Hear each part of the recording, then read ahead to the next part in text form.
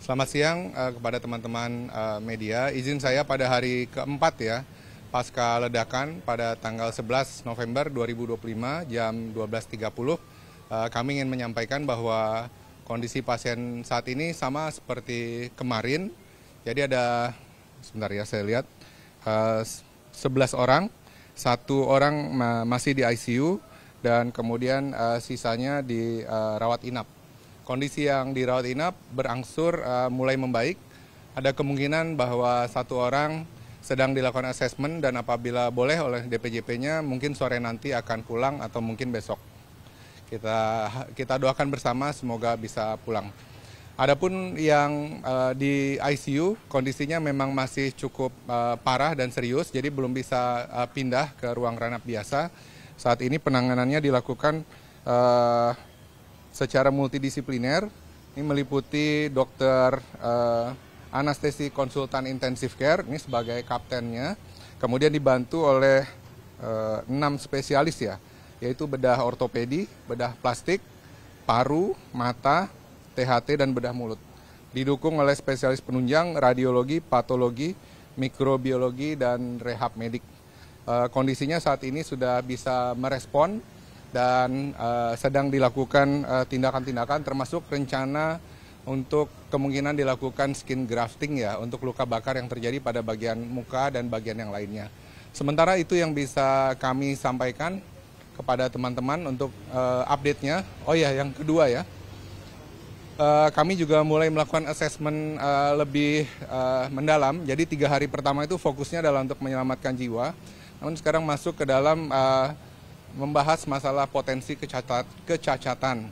Saya ingin merevisi nih karena sebelumnya dikatakan masalah gangguan pendengaran itu sekitar 75%, tapi ternyata lebih dari 90% ada gangguan pada pendengaran. Adalah karena trauma akustik ya, akibat suara yang dahsyat yang keluar dari sana. Kami mempunyai tim spesialis THT yang cukup mumpuni dan sekarang sedang dilakukan pemeriksaan yang menyeluruh, termasuk di situ adalah pemeriksaan audiometri, kemudian juga pemeriksaan endoskopi telinga, dan untuk dilakukan foto ya, bagaimana kondisi perforasi atau bolong pada gendang telinga, dan rencananya besok tuh akan selesai dan kami akan menyampaikan ya hasil per individu kepada orang tua masing-masing. Karena seperti diketahui, fungsi pendengaran adalah fungsi yang vital, terutama untuk pelajar dalam menangkap pembelajaran. Juga kondisi yang membran timpani atau selaput gendang telinga yang bagus itu membuat peluang anak-anak kita bisa menjadi pilot, bisa menjadi TNI atau profesi-profesi yang lain yang mungkin akan tertutup apabila kondisi ini tidak segera diperbaiki. Jadi kami mulai shifting atensinya dari luka-luka menuju ke bagaimana memulihkan kondisi pendengaran anak-anak kita dengan sebaik-baiknya. Mungkin sementara itu yang bisa disampaikan. Ada yang mau ditanyakan? Kondisi yang di ICU tadi Pak, kami juga mendapat konfirmasi dari salah satu orang tua siswa bahwa mengalami luka bakar. Itu persentasenya berapa persen Pak? Ya, tadi disampaikan itu sekitar 28% ya lokasinya dan itu cukup banyak. Beberapa itu termasuk grade 3 ya. Jadi kalau luka bakar itu ada grade 1, superficial, biasanya kalau kena air panas. Grade 2 itu sedikit lebih dalam sampai dermis, tapi grade 3 itu sampai ke otot, bahkan sampai ke tulang. Cukup serius, namun sudah kami pastikan bahwa mendapatkan pelayanan yang terbaik dalam hal pembersihan, pencegahan terhadap infeksi, dan yang paling penting adalah bagaimana tidak merasa nyeri. Karena sudah terbayang ya kalau kita kena sundut rokok sedikit aja rasanya luar biasa sakit.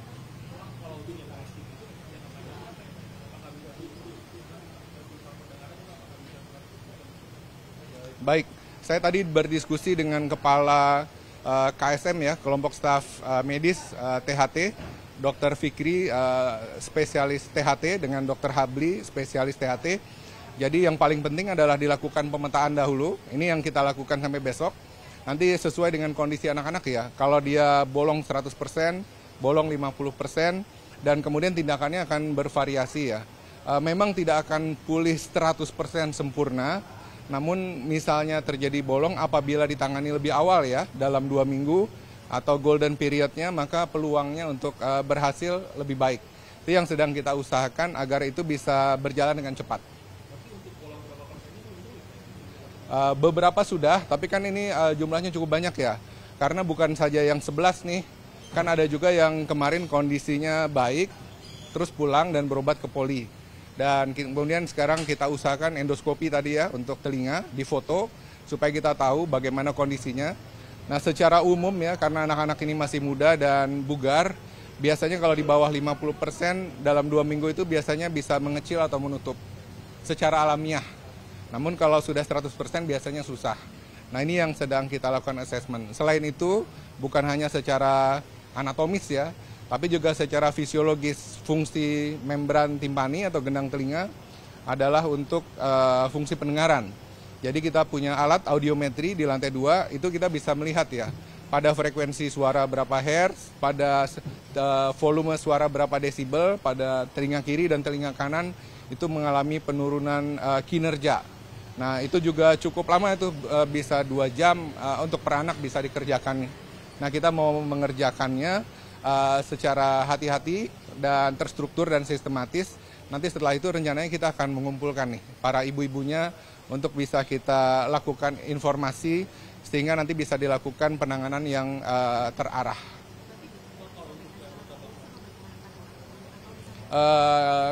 Secepatnya besok, selambatnya lusa.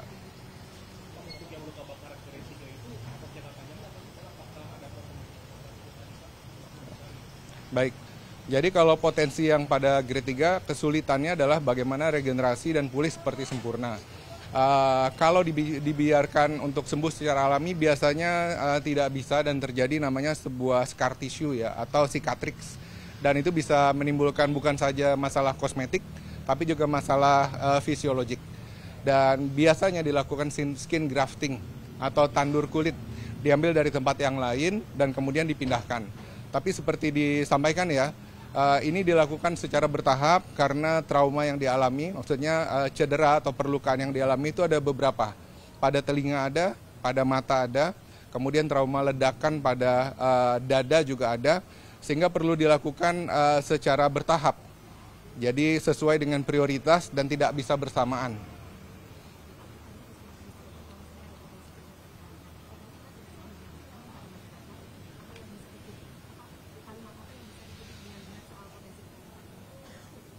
Potensi yang menimbulkan kejahatan. Baik, mungkin yang bisa saya sampaikan adalah begini.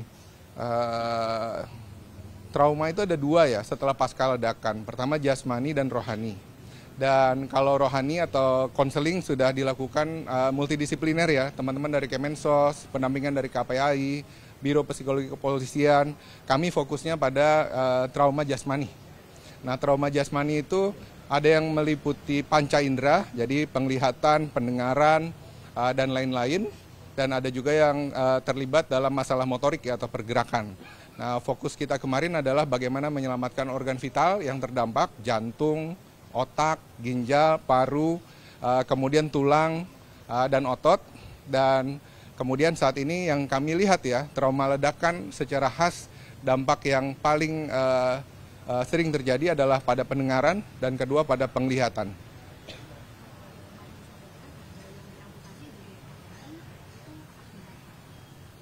Seingat saya tidak ada yang diamputasi, mungkin di rumah sakit lain. Ya, seingat saya ya.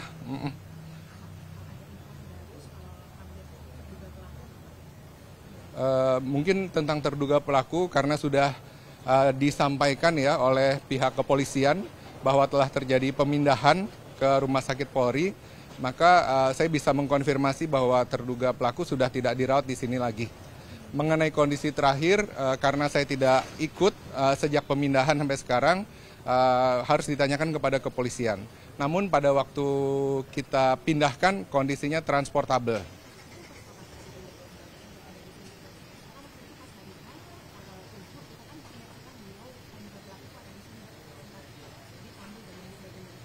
Saya lupa ya, 2 atau 3 hari yang lalu ya, kalau nggak salah.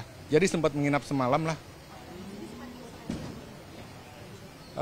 Dia beri demam, dibersihkan luka-lukanya, kemudian diperban, kemudian dirawat inap. Tidak masuk ICU.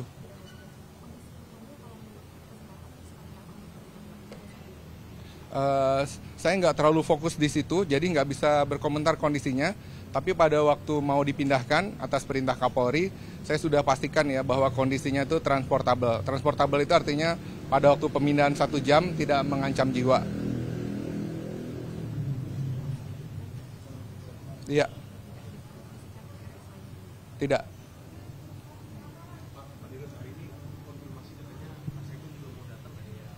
Kami dengarnya juga begitu, tapi sampai saat ini belum. Tapi kan nanti ada protokoler kami, Bu Anca. Saya sudah bilang bahwa kalau ada yang pejabat penting datang ke sini supaya nanti sama perwakilan teman-teman itu disampaikan.